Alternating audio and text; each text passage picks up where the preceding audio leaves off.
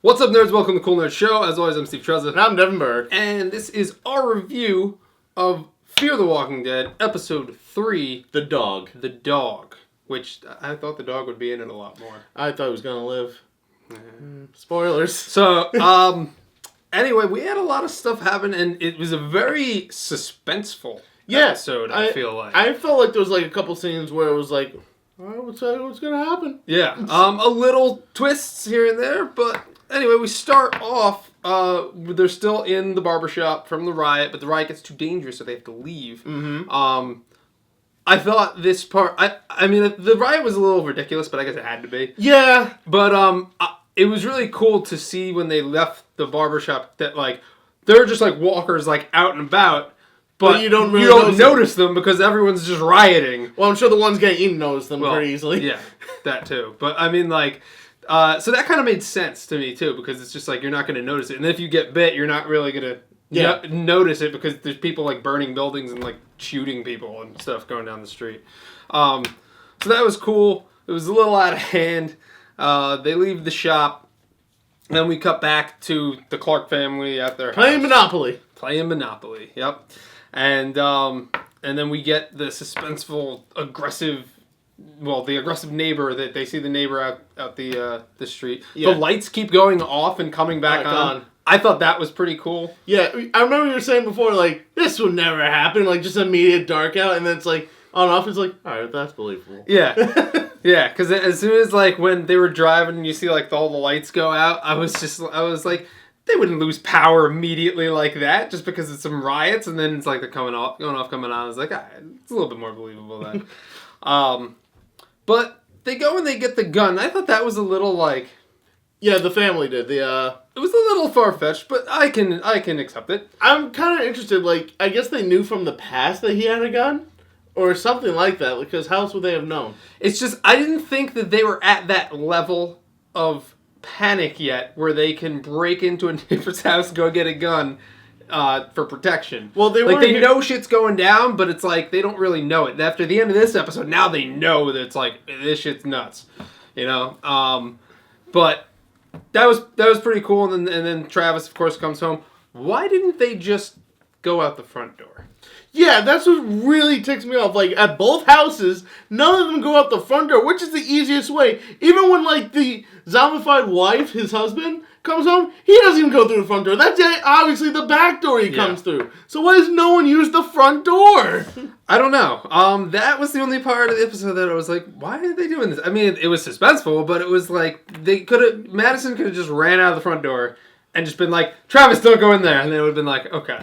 But she's like, no! And, like, goes out the back door, has to, like, climb the fence. No, it's all the side doors. Like, everyone has a side door, everyone has a back door, and everyone has a front door. Everyone just decides to use side doors and back doors only. Didn't get it, but okay.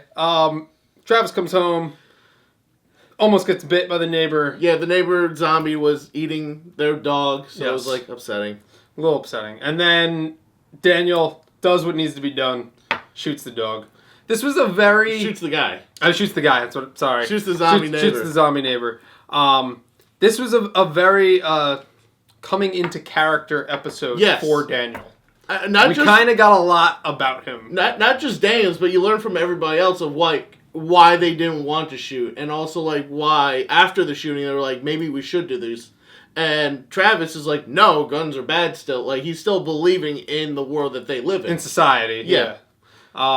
So yeah, and you see he's kind of weak because he doesn't believe in guns, and Daniel thinks he's weak because of that, and he can't do what needs to be done. But again, if you're looking at it from the point of, like, if this were to happen, I probably wouldn't go and just bash my neighbor's head in with a hammer anyway, just because she's, like, not herself.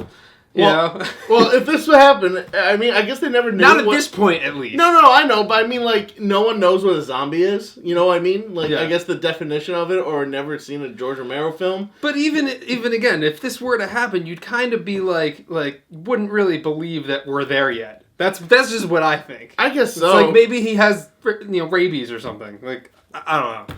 But, yeah. So... there's that, but I still thought it was a very good episode. I thought it was very suspenseful. Daniel doesn't want to go with them because he's too weak, but you know that they're going to wind up together anyway. Well, yeah, especially when, at the very end, surprise, surprise, the military shows up. Susan's husband comes home. You think that was the twist, and I actually liked that a lot, because you think that he's just going to be dead. You think that she's going to bite him in the neck because she, like, lunges at him, and then all of a sudden she just gets shot, and for a second you're like, oh, Daniel shot her, and then it's like, oh no, the military's here. I was like, oh! Yeah. That's nice to see. I did not expect militaries to show up, actually. Did not expect the army.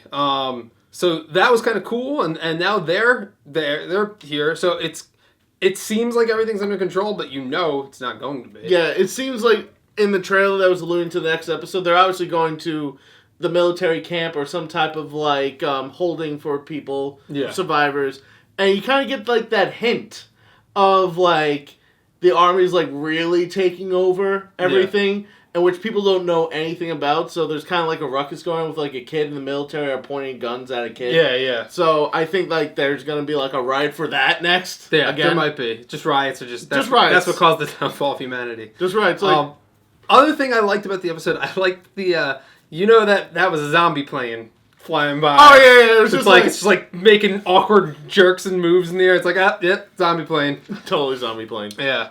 So that was cool. I thought it was a very interesting episode, and Daniel's gonna be like part of the group, because I was saying at the beginning of the episode, either their family, something's gonna happen where their family's they're just gonna get killed off and they're all dead, or they're in the cast. They're gonna remain here. I mean, Daniels is basically the new Daryl. Kind of, yeah. You get that feeling. He's badass. Yeah, he's like, Spanish, you want him to win. Spanish Daryl. Exactly. Yeah. So yeah, I thought it was a good episode. Let us know what you guys think in the comments below. And check back with us every Tuesday for our Fear of the Walking Dead reviews, and check out our other segments. And we'll see you over there. Bye-bye.